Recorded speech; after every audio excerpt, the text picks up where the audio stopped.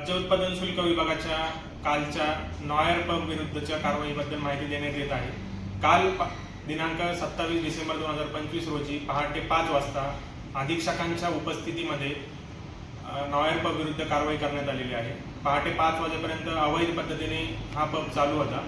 तेथे एकूण 52 जणांविरुद्ध त्यांच्या विरुद्ध कारवाई करण्यात आलेली आहे। त्यापैकी 42 युवक युवती तेथे मद्यप्राशनाकरता उपस्थित असल्याचे आढळून आले। तसेच 10 व्यवस्थापकांविरुद्ध गुन्हा नोंद करण्यात आलेला आहे। 2 व्यवस्थापकांना 10 जानेवारी 2026 पर्यंत न्यायालयीन कोठडी सुनावण्यात आलेली आहे। मुख्य आरोपी अमरजीत सिंग संधू याचा शोध सुरू असून त्याच्या विरुद्ध कारवाई करण्यात येईल। तसेच या कारवाईमध्ये तेथील सर्व साहित्य सुद्धा जप्त करण्यात आले आहे। तेथील सोफा, त्याच्यानंतर तिथे टेबल्स, खुर्च्या, तसेच साऊंड सिस्टीम इत्यादी सर्व व मद्यसाठा असा एकूण 3.67 लाख इतक्या रकमेचा मुद्देमाल जप्त करण्यात आला।